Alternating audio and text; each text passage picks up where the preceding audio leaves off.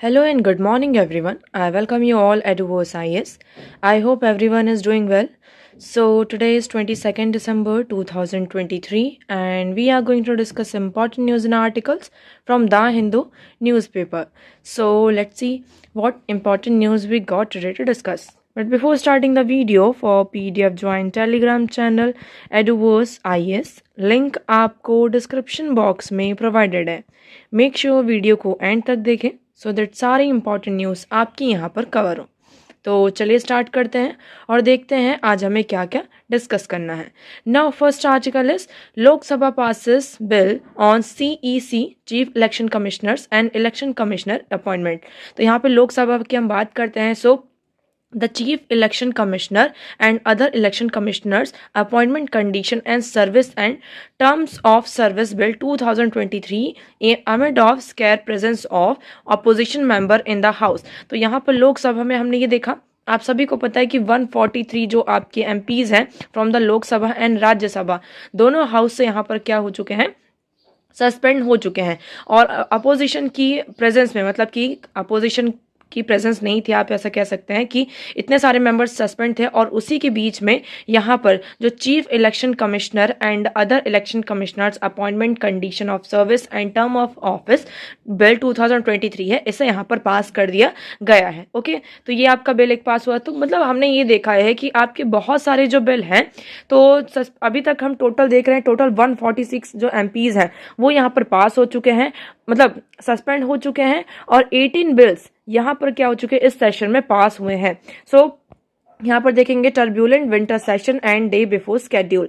So both house adjourn sine that disqualification of MP Mahua Moitra security breach in Lok Sabha, suspension of 146 MPs and passage of 18 bill were highlighted of the stormy session. तो इस session में अगर आप देखेंगे क्या क्या चीजें हुई, दोनों हाउस आपके क्या हो चुके हैं, एडजन साइन डाई हो चुके हैं. मतलब कि एडजन साइन टाइम का मतलब क्या है, आपके हाउस में अभी रोक लग चुकी है, लेकिन इसमें टाइम जो है आपका डिफाइन नहीं किया गया कि कितने टाइम के लिए हमने सेशन को यहाँ पर एडजमेंट करके रखा गया है. ओके, उसके बाद हम यहाँ पर देखते हैं कि लोकसभा में पहले क्या होता है, सिक्योरिटी ब्रेच होता है. उसके बाद यहाँ पर 146 MPs को सस्पेंड किया जाता है और उस सस्पेंशन के बाद यहाँ पर 18 जो बिल्स हैं वो पास किए जाए हैं. तो इस सेशन में आप देखेंगे कितनी सारी चीजें आपकी हाईलाइट होकर सामने निकल कर आती हैं. Okay, so I hope this article is clear to you. Now next move करते हैं. सो आज का पहला क्वेश्चन है हमारा, consider the following statements regarding Shanghai cooperation of organisation. हाँ, आप सभी ने यहाँ पे संघाई कॉपरेशन ऑर्गेनाइजेशन के बारे में पढ़ा होगा और इस साल इसकी समिट इंडिया में हुई थी. तो इसमें ये जो आपका संघाई कॉपरेशन ऑफ इंडिया, ये हमारे लिए बहुत ज़्यादा इंपॉर्टेंट हो जाता है. इसी के रिगार्डिंग में आपके पास कुछ स्टेटमेंट्स हैं and you have to tell whether they are correct और incorrect and how many of them are correct और incorrect. Okay, now first statement is saying the SCO is an intergovernmental organization established to ensure security and maintain stability across the Eurasian region.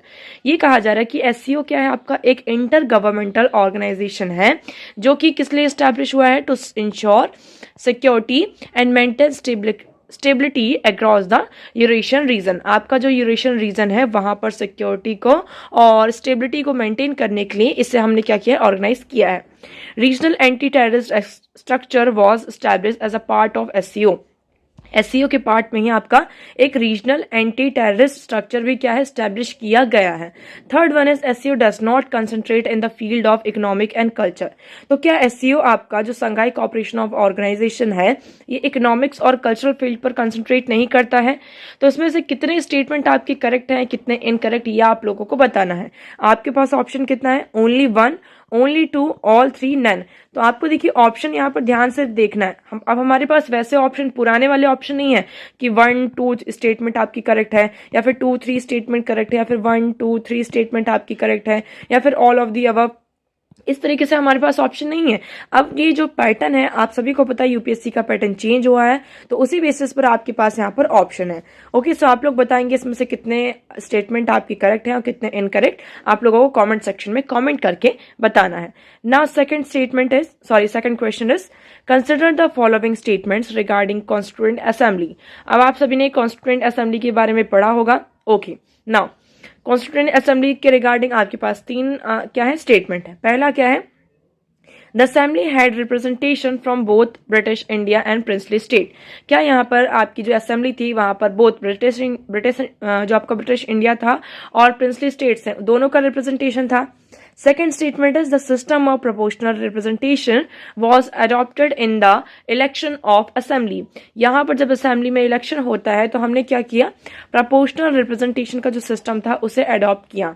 Okay, now third one is the assembly include important minister of the British cabinet as a ex officio members. तो यहाँ पर ये कहा जा रहा है कि हमने असेंबली में क्या किया, जो ब्रिटिश आपका कैबिनेट था, important minister of British cabinet, जो ब्रिटिश कैबिनेट थी उनसे जो इंपॉर्टेंट मिनिस्टर थे उन्हें एक्स ऑफिशियो मेंबर्स बनाया गया असेंबली का। ओके, तो इसमें से कितने आपके स्टेटमेंट करेक्ट हैं, कितने इनकरेक्ट, ये आप लोगों को कमेंट सेक्शन में कमेंट करके बताना है।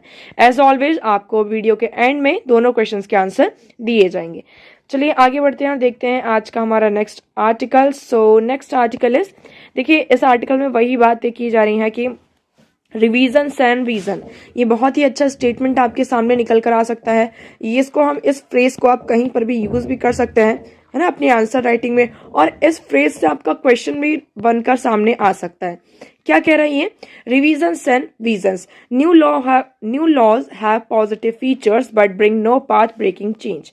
अब इसमें ये कहा जा रहा है कि आपके न्यू लॉज आए हैं। कौन से न्यू लॉज आए हैं, आप सभी को पता है, भारतीय न्याय संहिता जिसने आईपीसी इंडियन पिनल कोड को रिप्लेस किया है, भारतीय नागरिक सुरक्षा संहिता जिसने सीआरपीसी को यहाँ पर रिप्लेस किया है, भारतीय साक्ष्य bill instead of evidence act, यहाँ पर जो हमारा एविडेंस एक्ट था इन सबको रिप्लेस करके आपके ये तीन बिल आते हैं।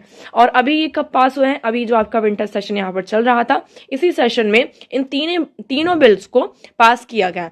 अब आप सभी को पता है यहाँ पर टोटल 140 जो मेंबर्स थे अपोजिशन पार्टी के वो एब्सेंट थे, है ना, क्यों, क्योंकि उन्हें सस्पेंड कर दिया गया था। अब उनकी एब्सेंस में ये बिल्स को यहाँ पर क्या किया गया, आपका पास किया गया है। तो ये थोड़ा सा क्या बन जाता है हमारे लिए, मतलब कि कंसर्न वाली चीजें बन जाती हैं।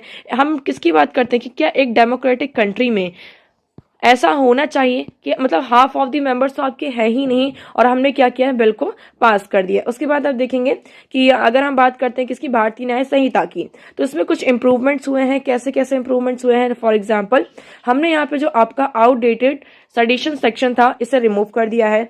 उसके बाद हमने क्या किया है, as exciting disaffection against the government और bringing it into hatred and contempt is no more an offence.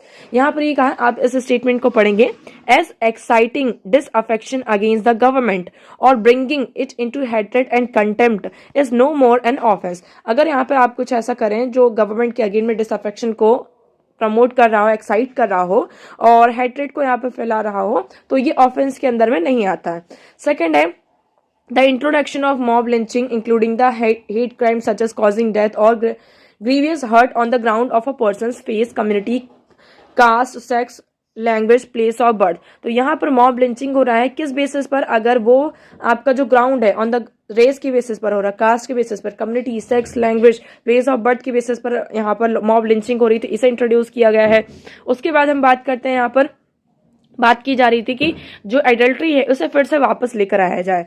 Okay, क्योंकि सुप्रीम कोर्ट ने क्या किया था, एडल्ट्री को यहाँ पर स्टक डाउन कर दिया था इसे जेंडर न्यूट्रल ऑफेंस बनाने के चक्कर में। तो अभी यहाँ पर जो एडल्ट्री है उसे फिर से बात की जा रही थी बट इसे यहाँ पर नहीं लेकर आया गया है। फिर हम बात करते हैं कि यहाँ पर सबसे बड़ा जो क्वेश्चन था टेररिज्म।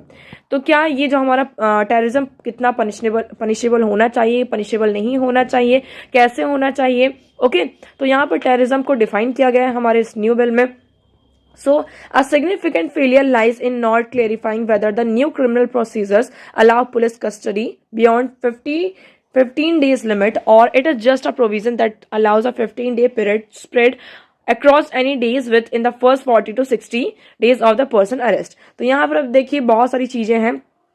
इसमें ये कहा जा रहा है कि अगर किसी पर्सन को अरेस्ट किया जाता है, फॉरेंसिक इन्वेस्टिगेशन हो रही है, तो वहां पर जो वीडियोग्राफी है, videography of search and seize का यहाँ पर वीडियोग्राफी होनी चाहिए या नहीं होनी चाहिए।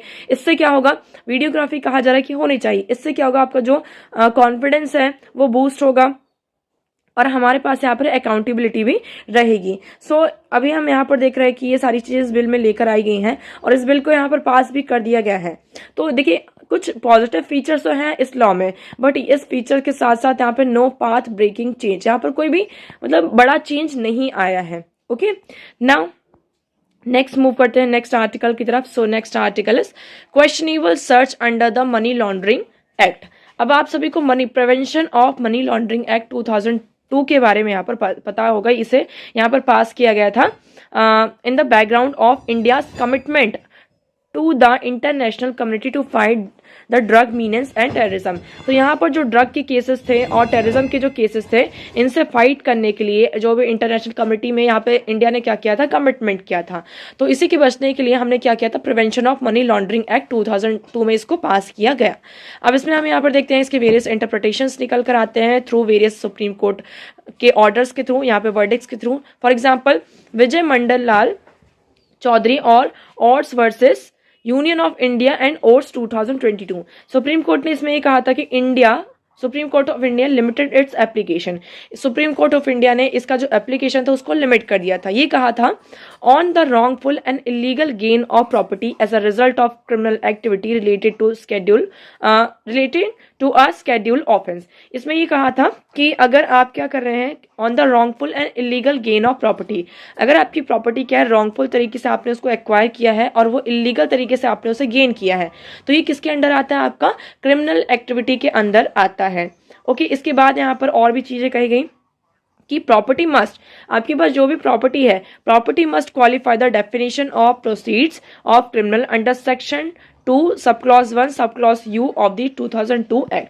तो यहाँ पर ये कहा गया है कि जो भी प्रॉपर्टी है आपकी वो किसके अंडर यहाँ पर क्वालिफाई होनी चाहिए, under section sub clause 2 section 2 sub clause 1 sub clause you of the 2002 act. उसके बाद यहाँ पर ये हम प्रोसेस किसकी बात कर रहे हैं, एक्टिविटी की बात कर रहे हैं। उसके बाद यहाँ पर डेफिनेशन है प्रोसीड्स ऑफ क्राइम की भी डेफिनेशन यहाँ पर दी गई है, किसके अंडर, सेक्शन 2 सब क्लॉज 1 के under. So will you get attracted unless the property has been derived or obtained as a result of a criminal activity relating to a schedule offence. तो यहाँ पर क्या है, आपकी प्रॉपर्टी को क्या कर लिया जाएगा, डिप्राइव कर लिया जाएगा अगर वो इस स्केड्यूल के अंडर, ये जो यहाँ पर प्रोविजन है इसके अंदर यहाँ पर ऑथराइज नहीं होती है। अब यहाँ पर देखते हैं हम किसकी बात करते हैं, आर्टिकल 141 की। It is clear if the offence so reported is a schedule offence. यहाँ पर कोई भी ऑफेंस है, कोई भी क्राइम किसी ने पर्सन ने किया है और वो स्केड्यूल ऑफेंस के अंडर क्या होता है, रिपोर्ट किया जाता है। Only in that eventuality the property recovered by the authorized officer would partake the color of proceeds of criminal under section 2 sub clause 1 of the enabling him to take further action under the act। तो इसमें ये section 141 article आपका 141 आ जाता है। इसमें ये कहा जाता है कि कोई भी ऑफेंस जिसमें हमने क्या किया, उसको स्केड्यूल ऑफेंस के अंडर उसे रिपोर्ट किया है, तो इवेंचुअली यहाँ पर जो भी आपका ऑथराइज्ड ऑफिसर होगा वो उसको एज अ क्राइम यहाँ पर प्रोसीड करेगा, उसको क्राइम का कलर देगा कि हाँ ये क्राइम है और उसके अकॉर्डिंग यहाँ पर क्या होगा, पूरा टेक ओवर करेगा। ये सारी चीजें आ गई। अब हमारे सामने अब देखिए आर्टिकल आया क्यों है ना, इतना बड़ा आर्टिकल आप यहाँ पर देखेंगे, ये इतना बड़ा आर्टिकल यहाँ पर आया क्यों है। आप सभी को यहाँ पर ईडी जो आपके इन्फोर्समेंट डायरेक्टर और सीबीआई है ना, तो इनके यहाँ पर केसेस बहुत सारे देखने को मिल रहे होंगे कि अपोजिशन पार्टी एक तरीके से बहुत सारे जो अपोजिशन पार्टीज हैं, है ना, उनमें ये कहा जा रहा है कि वो जो मनी लॉन्ड्रिंग की केसेस है इसमें यहाँ पर इन्वॉल्व है और यहाँ पर उनके तहत इन्वेस्टिगेशन चल रही है। So media has reported many cases of enforcement director searches, सीजेस and arrest which are outside the ED's power.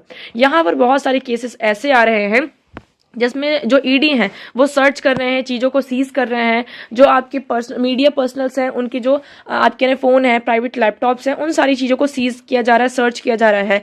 और ये सारी जो पावर है वो ईडी के हम एम्बिट में नहीं आती हैं। तो यहाँ पर कोर्ट में भी पूरा पिटीशन फाइल किया गया था। कोर्ट ने भी ये कहा था, सुप्रीम कोर्ट ने, कि ईडी ऐसा कुछ भी नहीं करेंगे जो भी उनके एम्बिट मतलब उनके पावर के अंडर में नहीं आ रहा है। बट नेचुरली हम यहाँ पर देख रहे हैं कि ईडी यहाँ पर ये सारे काम कर रहे हैं। अब ये पूरे यहाँ पर केसेस हैं आपके कि कहाँ पर कौन कौन से मतलब कि जो मतलब आपकी जो भी पार्टीज है जिसके इसके ऊपर यहाँ पर केसेस चल रहे हैं। उसके बाद यहाँ पर ये कहा जा रहा है कि जो है फेडरलिज्म को डैमेज कर रहा है। So yes what's happening in some state that are governed by the opposition is damaging to federalism. यहाँ पर जो अपोजिशन है वो क्या कर रही है, फेडरलिज्म को डैमेज कर रही है। उसके बाद आप देखेंगे the mines and minerals development and regulation act 1957 is not covered by the schedule of Pamla Act and offence in relation thereto are not scheduled offence। हमने किसकी बात की, पमला एक्ट की बात की। पमला एक्ट आपका ये prevention of money laundering act जो है, इसको हम पमला एक्ट भी कहते हैं। इसके अंदर हम बात करते हैं, आपका एक एक्ट आता है the mines and minerals development and regulation act 1957। तो ये जो एक्ट है ये पमला एक्ट के अंदर कवर्ड नहीं होता है, ये कहा जा रहा है, ठीक है। और इसके अंदर यहाँ पर इसको स्केड्यूल ऑफेंस भी नहीं माना जा रहा है। लेकिन यहाँ पर बहुत सारे ऐसे केसेस निकल कर आ रहे हैं। आप यहाँ पर देखेंगे इन झारखंड में यहाँ पर इन्वेस्टिगेशन हुई है, ठीक है। उसके बाद यहाँ पर देखेंगे बहुत सारे जो आपके केसेस यहाँ पे जो नाम दिए गए हैं, मैं नाम को यहाँ पर रिपीट नहीं कर रही हूँ, आप लोग इस आर्टिकल को जब यहाँ पर पढ़ेंगे आपको समझ में आएगा। तो उनको क्या किया जा रहा है, इस एक्ट के अंदर जो आपका mines and minerals development and regulation act 1957 है, इस एक्ट के अंदर इसको स्केड्यूल ऑफेंस, मतलब ये कहा जा रहा है कि पमला एक्ट के अंदर आ रहा है और ये एक स्केड्यूल ऑफेंस है, तो उन्हें अरेस्ट किया जा रहा है, वहां पर सारी प्रोसीडिंग्स आपकी हो रही हैं। ओके, सो सेलेक्टिव टारगेटिंग, यहां पर हम देखेंगे कि the CBI and ED have absolute freedom to do what is not authorised under the judgments of the Supreme Court. इसमें ये कहा जा रहा है कि सीबीआई के पास और ईडी के पास एब्सोल्यूट फ्रीडम है कि वो क्या कर सकते हैं कि व्हाट इज नॉट, जो भी सुप्रीम कोर्ट की जजमेंट्स में ऑथराइज नहीं किया गया है तो उनके पास फ्रीडम है कि वो कर सकते हैं उस चीज को authorise. But interestingly ED is in affidavit before the High Court said that the accused Pankaj Mishra is a MLA representative of Jharkhand Chief Minister and is a very influential person.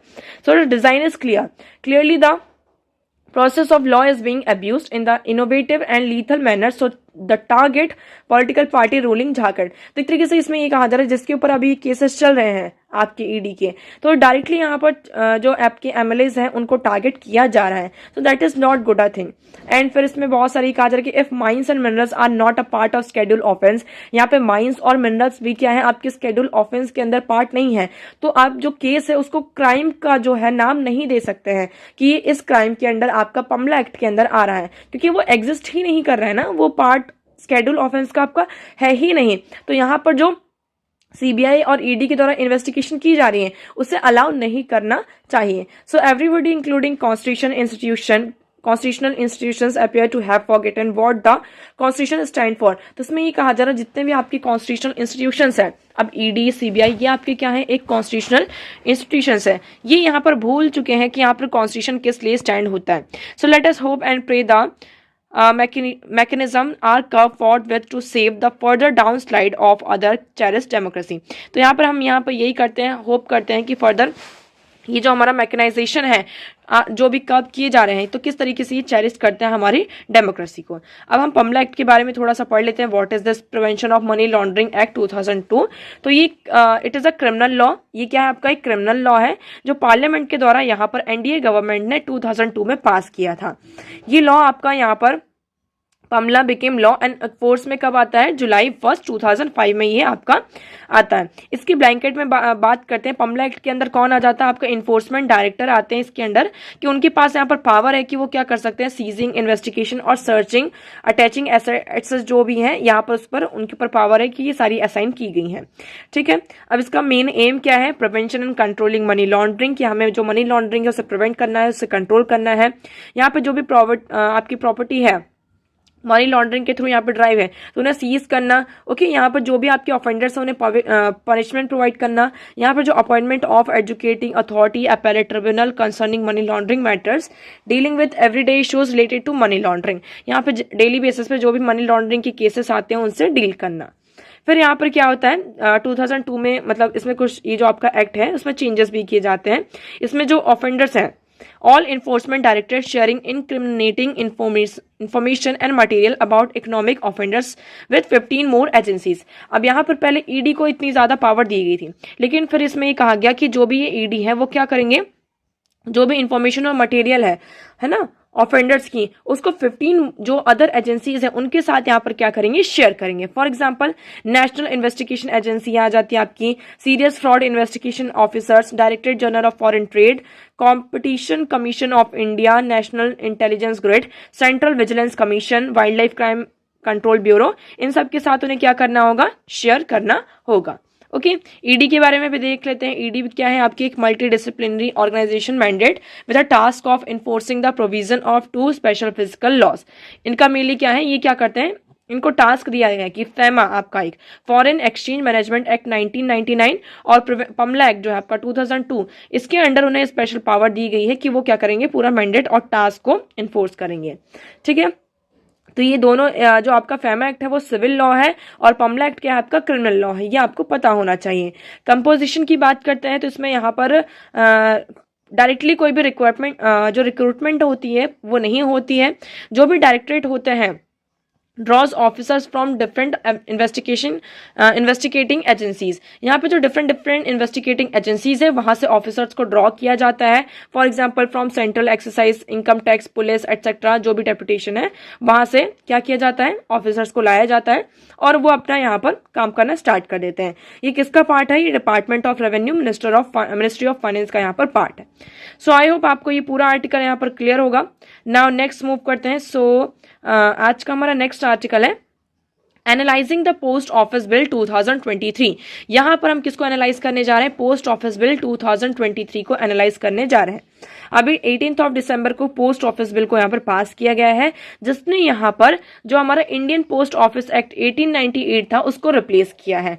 अब इस bill में क्या क्या features हैं आप देखिए, इस article का ये वाला जो पूरा पोर्शन है आप इसे यहां पर रीड करेंगे, इसमें पूरा फीचर्स ही दिए गए हैं, इस बिल के पूरे फीचर्स दिए गए हैं। ठीक है, अब इस बिल में क्या क्या है, पहला तो है कि ये क्या करता है, आपका जो interception of articles transmitted via post on a ground such as the security of a state, friendly relation with foreign states, public order, emergency, public safety and contraventions of the provisions of the bill और any other laws, इन्हें यहाँ पर क्या किया गया, allow किया गया इनका इंटरप्रिटेशन की, मतलब कि ये बिल कोई भी अगर ऐसा आर्टिकल आता है तो उसे कंटिन्यू किया जाएगा। उसके बाद यहाँ पर ऑफिसर इन चार्ज को यहाँ पर जो यूनियन गवर्नमेंट क्या करेगी, एम्पावर करेगी कि वो इंटरसेप्ट करेंगे, ओपन एंड डिटेन करेंगे। उसके बाद यहाँ पर क्या है, such as an item can be disposed of by the government in a manner it deem appropriate। यहाँ पर अगर कोई भी आर्टिकल को डिस्पोज करना है तो इस तरीके से करेंगे कि वो मतलब कि प्रॉपर मैनर में, अप्रोप्रिएट मैनर में लगे।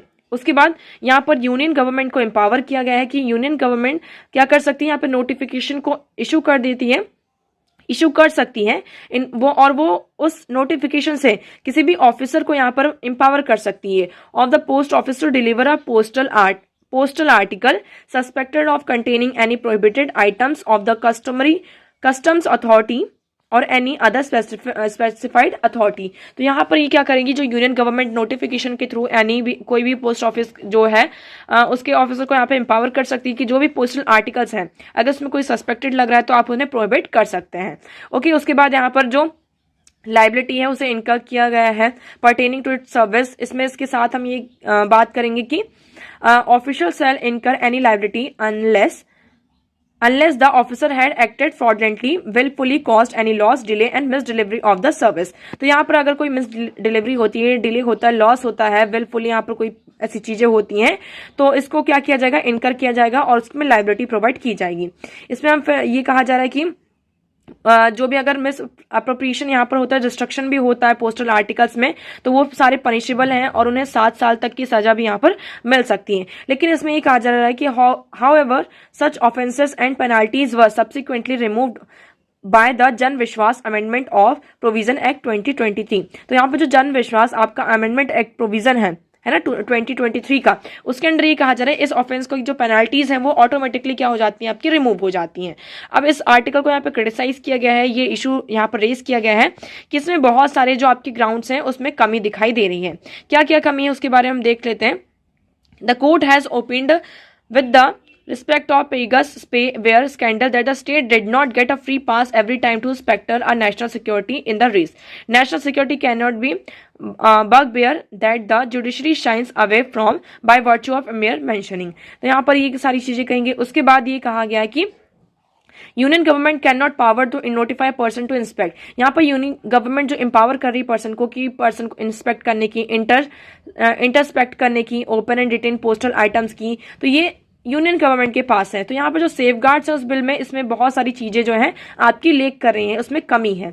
ओके, यहाँ पर ये भी कहा जा रहा है कि there is a lack of user requirements that a company such as interpretation order and reasons to be recorded in writing. यहाँ पे जो रीजंस है कि जो भी आपका रिक्वायरमेंट इंटरप्रिटेशन हो रहा है उसमें कोई भी रिकॉर्डेड राइटिंग में चीजें नहीं है, तो ये सारी चीजें राइटिंग में होनी चाहिए। अब इस बिल में ये भी कहा गया है कि जो स्टेट सर्विलेंस है उसे इंकरेज किया गया है। So we must also remember that the issue is that the interpretation provision is tried to the provision of service and their service include citizen delivery service. तो यहाँ पर जो भी सर्विस है वो सिटीजन डिलीवरी सर्विस यहाँ पर क्या है, इंक्लूड है। इसमें नेक्स्ट बात ये भी कही गई है कि ये क्या कर रहा है, जो आपका article 14, 19 sub clause 1 sub clause A है, आर्टिकल 21 इसका वॉल्यूशन कर रहा है। ये हमारी जो राइट टू प्राइवेसी है, ये पूरा जो आपका बिल है वो क्या कर रहा है, जो हमारा फंडामेंटल राइट ऑफ प्राइवेसी और फंडामेंटल प्राइवेसी से हमारा फंडामेंटल राइट है, तो ये इसको क्या कर रहा है, आपका वॉलेट कर रहा है। क्योंकि हमने अभी बहुत सारे ऐसे केसेस देखे हैं कि ऐसे हमारे पास जो अपोजिशन पार्टी ने यहाँ पर ये क्लेम किया था, उनके पास ऐसे मैसेजेस आ रहे थे कि यहाँ पर क्या है आपका, किसकी स्टेट स्पॉन्सर्ड अटैकर्स यहाँ पर हैं। तो इस तरीके के अगर हैकर्स जो अगर हमारे मोबाइल फोन में आते हैं तो ये बहुत ज़्यादा हमारे लिए हार्ड हो जाएगा कि हम किस तरीके से सिक्योरिटी को रिकॉग्नाइज कर पाएंगे। तो ये आपका बिल था। आई होप आपको ये पूरा यहाँ पर क्लियर होगा। चलिए आगे बढ़ते हैं और नेक्स्ट देखते हैं। आज का हमारा नेक्स्ट आर्टिकल है missing of 42 year Namdapha flying squirrels resurface in Arunachal Pradesh. अब 42 साल पहले आप ऐसा कह सकते हैं, 42 ईयर्स बैक, यहाँ पर ये आपका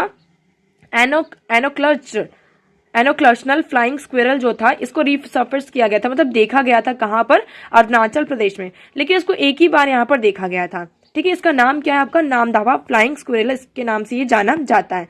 सो 1981 में से यहाँ पर डिफाइन किया गया था, उस कहाँ पर, नामदफा टाइगर रिजर्व में, अरुणाचल प्रदेश के एक डिस्ट्रिक्ट में। तो यहाँ पर ये जूलॉजिस्ट जितने भी, उन्होंने बहुत सारा रिसर्च वगैरह की और यहाँ पर ये कहा कि एक हमें जाइंट फ्लाइंग स्क्विरल दिखाई दिया, बहुत बड़ा सा स्क्विरल जो आपकी हम कह सकते हैं कि लहरी की कैटेगरी में आता है। सो यहाँ पर रेड कलर था, उसके फेस में यहाँ पे बहुत सारे बाल भी थे। तो ऐसा पहली बार देखा गया, लेकिन जब इसकी पूरी स्टडी की गई तो पता चला कि हाँ ये वही स्क्विरल है। फिर अभी ये कहा गया, उसके बाद से हम इसको देख ही नहीं पाए। अब इसके फिर से आफ्टर 42 ईयर्स, 42 साल बाद फिर से हमने इसको क्या किया है, यहाँ पर कहा नामदफा जो हमारे ये अरुणाचल प्रदेश में, इसको रीसर्फेस किया गया है। अब इसमें यहाँ पर मेनली ये टीम इस तरीके से डिजाइन करी कि हम इसका डीएनए सैंपल ले लें और इसके जो अदर डीएनए सैंपल्स हैं और इसको कलेक्ट किया जाए और जो अदर यहाँ पर चीजें उनसे यहाँ पर पूरी चीजें मतलब कि इसकी रिसर्च सारी चीजें की जाए। तो आपको इसका नाम याद रखना है, आपको यहाँ पर क्या है, आपके लिए फैक्ट निकल कर आता है। ओके, सो यहाँ पर न्यूज और आर्टिकल्स आपकी खत्म होते हैं और अब हम डिस्कस करते हैं हमारा क्वेश्चन। सो आज का हमारा पहला क्वेश्चन था, consider the following statement regarding Shanghai corporation organisation. तो इसमें आपका करेक्ट ऑप्शन हो जाता है ऑप्शन बी, ओनली 2। ये जो थर्ड ऑप्शन है ये इनकरेक्ट है स्टेटमेंट। यहाँ पर जो संघाई कॉर्पोरेशन ऑफ एससीओ जो है हमारा, वो इकोनॉमिक और कल्चर पर भी क्या करता है, कॉन्सेंट्रेट करता है। तो ये स्टेटमेंट आपका इनकरेक्ट है, इसलिए आपके जो 2 स्टेटमेंट है वो करेक्ट होते हैं। सेकंड क्वेश्चन की बात करते हैं, इसमें भी हमारा जो थर्ड स्टेटमेंट है वो इनकरेक्ट है। ओनली बी, मतलब only 2 options are your correct option.